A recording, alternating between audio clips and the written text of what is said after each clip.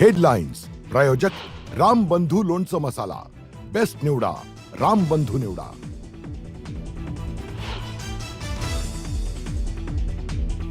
Rupali Chakankar SIT समोर हजर, खरात सोबत असलेले संबंध आणि झालेल्या आरोपांच्या पार्श्वभूमीवर चौकशीकडे लक्ष।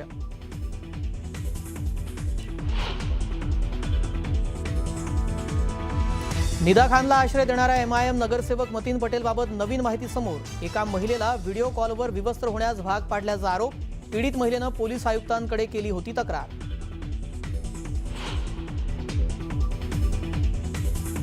विकास लवांडेंनी घेतली बारामतीमधील मोदीबागेत शरद पवारांची भेट। विकास लवांडेंवर काल आळंदीत करण्यात आली होती शाही फेक।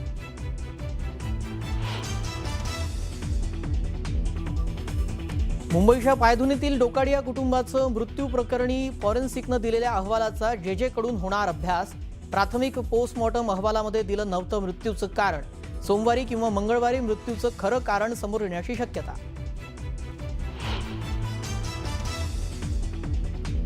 छत्रपती संभाजीनगर जिल्ह्यामध्ये कांद्याचे दर कोसळले। कांद्याला केवळ 1 रुपया किलो इतका दर मिळाल्यानं शेतकरी अडचणीत।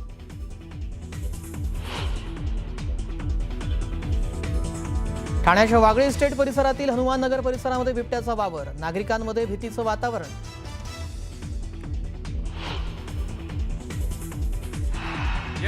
अभिनेता थलपती विजय बनले तामिळनाडूचे नवे मुख्यमंत्री। राज्यपालांनी दिली पद आणि गोपनीयतेची शपथ।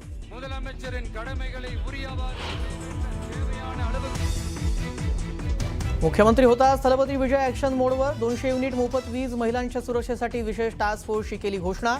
तर अंमली पदार्थांविरोधातही स्वतंत्र एसटीएफची घोषणा।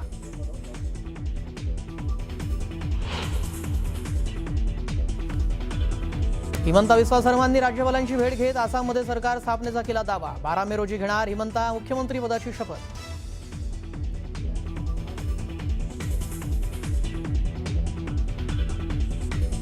बंगाल विजयानंतर मोदींचं मिशन दक्षिण।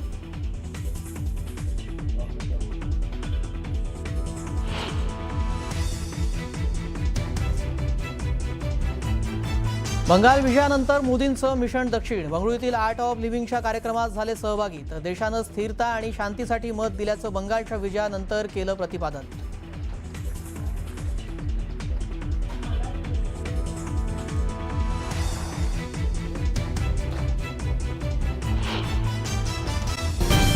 नमस्कार, मी मृगा। बातमीपत्राची पहिलीच बातमी आहे रुपाली चाकणकर यांच्याबद्दलची।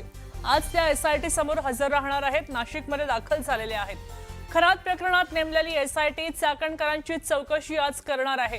तर चाकणकरांसोबत महिला वकील सुद्धा उपस्थित आहेत। खरात सोबत असलेले संबंध आणि झालेल्या आरोपांच्या पार्श्वभूमीवर सगळ्यांचं चौकशीकडे लक्ष लागलंय।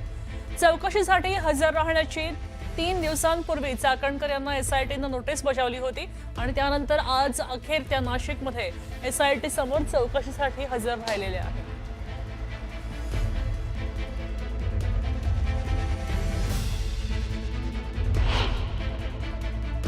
एसआयटीचा जो तपास सुरू आहे त्याच्या संदर्भात त्यांचे काही प्रश्न असतील तर त्या प्रश्नांना काही उत्तर त्यांना हवी असतील तर ते देण्यासाठी मी आज आलेली आहे। आणि या तपासामध्ये पूर्णपणे माझं सहकार्य राहील। त्याच्यामुळे आता तपासाला सामोरं जात असताना जी मदत पोलिसांना असेल, इन्व्हेस्टिगेशन टीमला असेल, तपास अधिकाऱ्यांची जे काही प्रश्न असतील त्याला निश्चितपणाने मी सहकार्य। आपण पाहतोय की रुपाली चाकणकर आता नाशिकला रवाना झालेले आहेत। नाशिकमध्ये त्यांची आज एसआयटीकडून चौकशी होणार आहे। खरं तर चाकणकरांचं नाव इथं पहिल्या दिवसापासून गोवलं जात आहे। आपल्यासोबत प्रतिनिधी लक्ष्मण घाटोळ जोडले गेलेत। लक्ष्मण, आपण पाहतोय की अगदी पहिल्या दिवसापासून चाकणकरांचं नाव चर्चेत आहे, मात्र आता त्यांची चौकशी आता एसआयटी कडनं होणार आहे। नेमक्या कोणत्या मुद्द्यांवर आजची चौकशी आधारलेली असेल?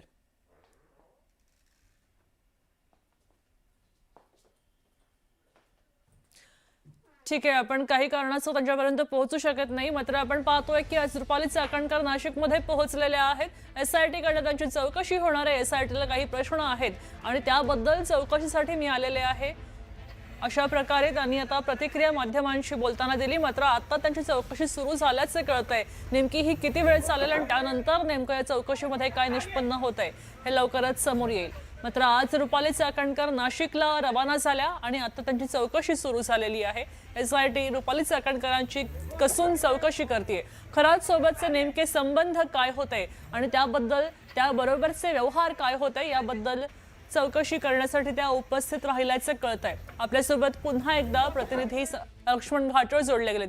लक्ष्मण, आपण पाहतोय की रुपाली चाकणकरांचं नाव अगदी पहिल्या दिवसापासून चर्चेत आहे आणि त्यानंतर आज इतक्या दिवसांनंतर त्यांची चौकशी एसआयटी कडनं होणार आहे। आज चौकशीमध्ये मुख्य संशयाची सुई कुठे असणार आहे, मुख्य प्रश्नावली काय असणार आहे? मृगा, आपण बघतोय अशोक खरात प्रकरणामध्ये रुपाली चाकणकर यांना एसआयटीने चौकशीसाठी 3 दिवसांपूर्वी जे पत्र दिलेलं होतं त्यानुसार रुपाली चाकणकर ह्या एसआयटीच्या कार्यालयामध्ये अर्थात नाशिक मधल्या महाराष्ट्र पोलीस अकादमी ज्या ठिकाणी या एसआयटीचं कार्यालय सध्या तात्पुरत्या स्वरूपात आहे त्या ठिकाणी रुपाली चाकणकर दाखल झालेल्या आज पहाटेच त्या पुण्याहून नाशिकच्या दिशेने निघाल्या। नाशिकला आल्यानंतर काही वेळापूर्वी त्या आता त्या एसआयटीच्या कार्यालयामध्ये दाखल झालेल्या आहे। या ठिकाणी एसआयटीच्या प्रमुख सातपुते यांनी देखील त्या ठिकाणी आता चौकशी सुरू केल्याची माहिती आहे। यामध्ये सगळ्यात महत्त्वाची बाब म्हणजे रुपाली चाकणकर आणि अशोक खरात यांचे नेमके संबंध काय होते याची चौकशी केली जाणार आहे। आणि सगळ्यात महत्त्वाचं म्हणजे जो शिर्डीमध्ये पहिला गुन्हा अशोक खरात याने त्याच्या कार्यालयातील कर्मचाऱ्याच्या विरोधामध्ये जो दाखल केला होता तो गुन्हा खोटा होता अशा प्रकारचा माहिती आहे। आणि हा सगळा गुन्हा दाखल करण्यासाठी रुपाली चाकणकर यांनी पोलिसांवरती दबाव आणला होता अशा प्रकारचा आरोप जो आहे तो त्या संबंधित व्यक्तीचा होता आणि त्या व्यक्तीनेच या सगळ्या अशोक खरातच्या प्रकरणाचा भांडाफोड नंतरच्या काळामध्ये केलेला होता। ज्या व्यक्तीच्या विरोधामध्ये अशोक खरातने खोटा गुन्हा दाखल केला त्या व्यक्तीने रुपाली चाकणकर यांनी माझ्यावरती दबाव टाकून पोलिसांना हा गुन्हा दाखल करायला लावलेला होता अशा प्रकारची माहिती पोलिसांना आणि एसआयटीला दिलेली होती। कदाचित त्या अनुषंगाने हा तपास केला जाऊ शकतो। दुसरी महत्वाची बाब म्हणजे अशोक खरातची जी या ठिकाणी एक ट्रस्ट होती शिवनिका ट्रस्ट मिरगाव मधली ज्या ठिकाणी ते मंदिर आहे आणि मिरगाव मधली जी शिवनिका ट्रस्ट आहे त्या ट्रस्टवर रुपाली चाकणकर ह्या पदाधिकारी होत्या। त्यामुळे रुपाली चाकणकर यांचा थेट संबंध अशोक खरातशी सुरुवातीपासून होता आणि त्यामुळे त्यांना पदाचा राजीनामा जो आहे तो देखील अनेक टीका झाल्यानंतर द्यावा लागलेला होता आणि म्हणून या सगळ्याची चौकशी जी आहे ती केली जाणार आहे। इतकंच नाही तर रुपाली चाकणकर यांच्या ज्या बहीण आहेत त्यांचे देखील काही फेक अकाउंट अशोक खरातने खोललेले होते शिर्डीमध्ये आणि नाशिक मधल्या काही पतसंस्थांमध्ये। या अकाउंटवरून देखील मोठ्या प्रमाणात ट्रान्झॅक्शन जे आहेत ते झालेले होते।